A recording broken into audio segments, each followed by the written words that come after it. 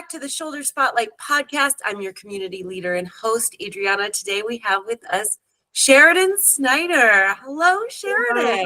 Good morning. Good morning. So lovely for you to join us on this lovely Friday morning and our finale for season 1 of Shoulder Spotlight Podcast. So Interesting. For those of you who don't know Sharaden, why don't you tell us a little bit about yourself? Okay. Well, I am not a young chicken anymore, but have had many different careers. Started as a journalism major in college, working for newspapers, which I loved. And my very first job was interviewing people after there'd been a death in the family for their obit. So, interesting. Activity training, Then worked in corporations, mainly for medical software. And at one point, after 2008, when we had did they call it the Great Recession? I was out of the job, and I had 2 daughters that both had new babies. And so I went to stay with them and help out. And then, surprise, my son, newly married, they had a baby. So then I was back in the Boston area helping them out. But of recent, the babies are now grown. 2 are in college, and the youngest one is 7. So babysitting needs are not so great. So I'm on my own, fully retired. And I heard about Sholder through my daughter, who works, has a position with an organization that has a little bit of venture capital money. And at one point, Sholder came to them and did a presentation. And she was very impressed with it. And she said, boy, my mother would be good at this. So almost a year ago, I did the training, and I've been working at becoming qualified ever since, and getting to know the community and appreciating all that they have to offer. With each shoulder hour, I learn a little bit more. I feel a little bit more comfortable. Wonderful. That's lovely. I love to hear your transgressions over the years, but like how versatile you are. I suppose. Yeah. You kind of have to. Yeah, you have to roll with the punches, Yeah. And so I've got a lot of experience. I also became a widow at age 41 with 3 children to raise. So that was a challenge to be met. And that was a lot of years of challenge and worry, and all on my own. But all 3 have graduated from college and are all doing well. So I say it's my job well done, my best work. Oh, that's beautiful. So let's dive into it, shall we? Mm-hmm. What about Sholder inspires you? It's a different community, for one thing. A lot of the people are so much more in touch with themselves, in touch with nature, in touch with different goals than I ever considered. I remember Susan Long saying at one point to me, she said, in the beginning to me, it all felt a little woo-woo, meaning, I'm a very practical person coming from a journalism background. I'm curious and interested, and I have lots of questions. And that's something I have had to put the brakes on, because, you're a listener, you're supporting, you're not supposed to have an agenda, you're not supposed to give tips, you're not supposed to add hints, you're not supposed to tell them about the time when that happened to you, all of that. And that's something I'm still working on, because that's not my first impulse. My first impulse is to learn more and to find a path forward for you. And so that's my challenge. But as like I said a minute ago, the shoulder hours, I pay such close attention, especially to the older shoulders, because they have so much wisdom to impart. And I take notes. I mean, my notebook is always at my side with a pen, so I can write down the things I want to remember. And I'm certain it has made me a more sensitive person and a better listener. So why did you choose to continue with your shoulder education? I was so fascinated by it. And I remember last spring, the classes that we took, and it just seemed to open so many avenues to me that I hadn't thought about before. I didn't have much to say because it was so different from any way I had of thinking or approaching things or thinking about certain situations. And I was so eager to be a part of it. And I spent a lot of time in the late spring and the summer working with other people in the community who were also gracious with their time, took their feedback, tried to incorporate it. Then I had to take a bit of a hiatus while I was getting this house built and all the mishigosh that went with that. But now I'm in. I mean, there's still a little punch list that we're working on, but yeah, I feel like now my time is free and my mind is not as boggled with details of all types, all natures, from faucets to fireplaces, to fascia boards, things like that. I love that word, mishigosh. Yeah. It's Yiddish. Do you know what it means? It just means craziness. Oh, I did not know that. Mishigosh. So what, out of the 5 shoulder skills that you've learned, which I know you've worked through many a time, what would you say you take home the most? Take to heart. From working with a shoulder or a sharer? From working with a shoulder share to, your daily practice. There's the deep active listening. There's, empowerment, self-management, powerful questions.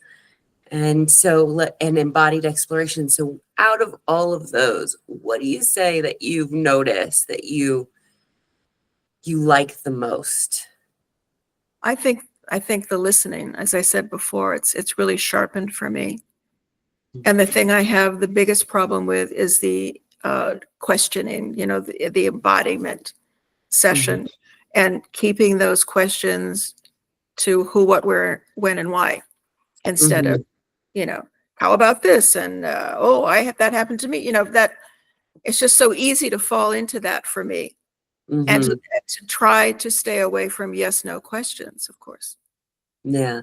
And I think that's a lot of your, journalism background. It's getting the facts right. You need those yes/nos. But when to understand, to understand completely. Yeah, right. I've had to learn to be quieter, longer pauses, because sharers will need some time to put their thoughts together. Yeah. And just, let them have that time instead of, ruminating about how can I pose the next question, and looking at my notes, and, just sit back and be a part of it. And that'll come much easier. Yeah, I think you brought up a really good point. Is that the sharer needs the time to process the question that you're asking, because the questions aren't like, like when were you born, or, those kinds of questions, which are just off the top of our head, right?